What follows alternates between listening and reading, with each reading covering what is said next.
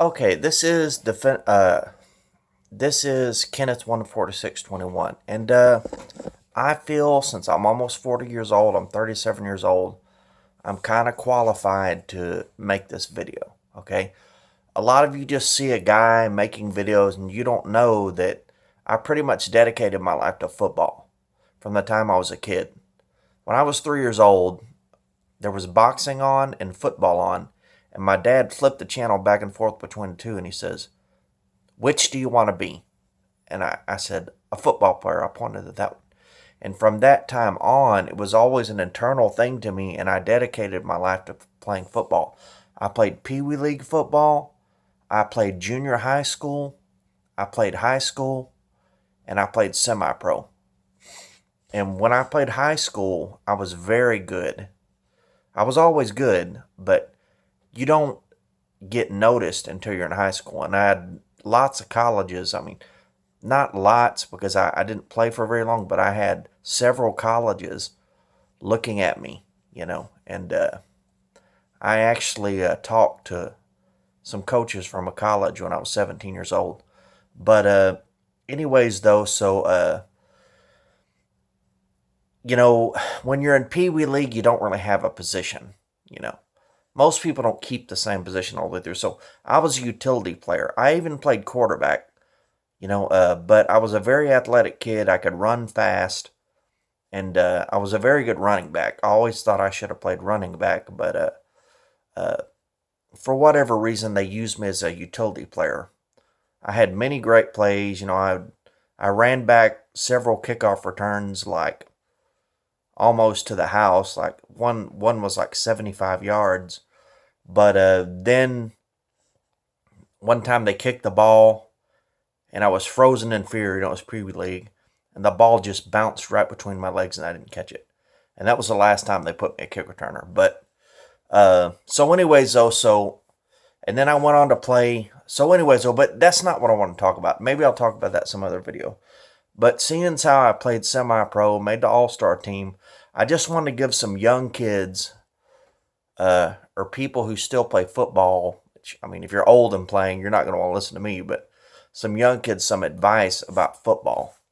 Uh, so, if you already have the physical aspect of it done, what makes a great player? And it's not about race. It's not about height. It's not about a lot of stuff like that. I mean, it's not all about weight. It's not even all about muscle. You know, uh, uh, you know, uh, I've seen all different types of football players. I've seen white ones, black ones, all different races. I've seen skinny ones, thick ones. I've seen skinny, flabby guys, skinny, strong guys. You know, big, fat guys, big, strong guys. But one thing that I've always noticed that every good player has, and you think about all these things, how fast a guy is and everything, when you're thinking about how good a football player is, but it's his knowledge of the game. I'm telling you. That is what makes a good football player. Someone who's watched football their entire life. You know what I'm saying? That reads the articles, that whatever the coach tells them, he listens to it and remembers it. He drinks it in. And he listens to what the pros say, and he listens to what the college coaches say, and listens to what all level coaches say. Uh, because when I played middle linebacker, that's when I see, like, it helped me throughout. I've always watched football from the time I was old enough to watch it, and it helped me with, like, when I was in Pee Wee League, and they mainly used me for running. It helped me with knowing when to cut, because I had watched the pros and I saw how they did it. You know what I mean? Like, I knew if I juked this way, that way, and the other way, I could get away from them. You know what I'm saying? That's a knowledge thing, and so I just and then when I played high school, my knowledge of the game helped me out tremendously because I was playing middle linebacker and I was only 14 years old, but I knew a lot about the game at that time because I had watched it my entire life. I wouldn't recommend even playing football if you don't watch football. You know what I'm saying? If you're not into the game, if you don't love the game so to where you know a lot about it, but I knew routes and stuff like that. I knew what were the common routes. You know what I mean? Like, you can just listen to the coaches and that'll only get you so far. But if you do it on your free time, you watch football and stuff, that's what sets you apart from your average football player. Your average football player just listens to the coach. But when you try to learn yourself, I'm not saying don't do something that the coach told you to do, and like, I got so many interceptions when I played middle linebacker. Like, that's why I was good, you know? And everything the coach was going to tell me, I pretty much already knew. And he knew that about me. And there wasn't too many things that he would tell me that I didn't already know, you know? And so, you know, so pretty much the point is, football is not